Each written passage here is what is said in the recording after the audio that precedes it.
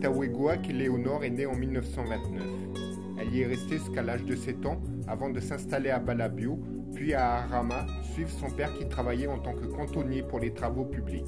Ma mère, c'était quelqu'un qui n'avait pas peur le week-end d'aller à la chasse avec les hommes, etc. Elle avait son fusil, elle était gauchère, mais elle était très à droite. Et bien souvent, c'est elle qui tuait les plus grosses bêtes, donc ça veut dire que c'est quand même, elle faisait partie de l'équipe. Éléonore, du côté de Saint-Marie, du côté des Vesses, j'étais famille avec ma femme. Parce que la grand-mère de ma femme, c'était une fille Vesse et une sœur à Victor Vesse. Alors, je m'appelle Éléonore Wright, épouse Vesse-Édouard. Je suis née à Ouégoua le 4 décembre 1929. Mon grand-père, il est anglais. Et ce sont les Anglais qui ont découvert la Nouvelle-Calédonie et qui ont fait le trafic du bois de santal entre la Nouvelle-Calédonie et le Maroc, l'Angleterre, etc. Il y en a un qui s'est installé à Marais, un frère Wright là, et l'autre il s'était installé à Wailou. Et le fils de celui qui était à Wailou, lui, donc mon grand-père, il est venu à Ouégoua. Il était charpentier de marine. Ma mère, elle est originaire de Ouégoua. Elle est née le roi. Et sa famille, c'est de la chefferie de Puebo.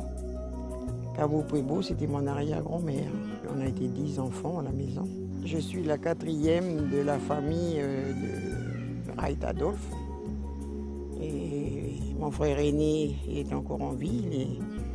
Il est à Ploum. Il a 89 ans. Et j'ai 2 sœurs qui sont décédées. Et 2 frères aussi.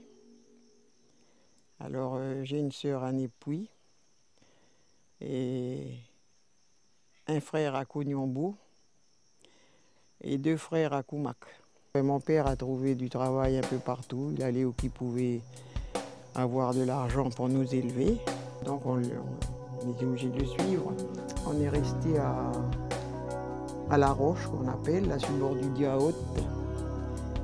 Avec mes parents, nous sommes partis de Ouégoua. J'avais environ 8 ans pour aller à Balabio, parce qu'à l'époque, il n'y avait pas de travail comme maintenant. Il fallait aller où on pouvait pouvoir trouver de l'argent pour mon père et pour nous élever. Alors, à Balabio, nous avons vécu 3 ans. Après, nous sommes remontés sur Arama. Et puis, à la suite de ça, il a trouvé une place aux travaux publics à Koumak. Et on est venu s'installer à Koumak. Après avoir habité à la tribu catholique, à Panouna, puis au lieu-dit Keun, du côté de la route des Grottes, Éléonore, avec ses parents, s'installe chez son futur beau-père, Georges Vesse, au lieu-dit du Cresson. C'est le 19 octobre 1946 qu'Édouard, fils de Georges Vesse, se marie avec Éléonore. Ensemble, ils auront 4 filles et un seul garçon, Wilfried Vesse, maire actuel de Koumak. Mon beau-père avait laissé M. Montagnat à venir ici, s'installer comme ça, pour couper le bois pour la société Thiebagui.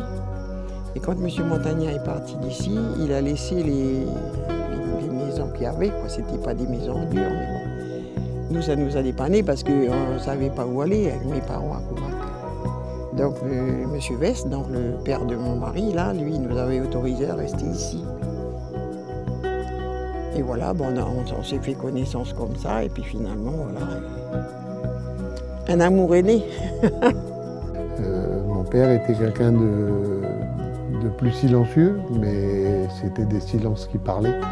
Et en fin de compte, je crois qu'à tous les deux, mais elle surtout parce que, c'était, je vous disais tout à l'heure, une femme de caractère, donc elle a su nous amener un petit peu à l'endroit où on voulait qu'on aille, c'est-à-dire réussir notre vie.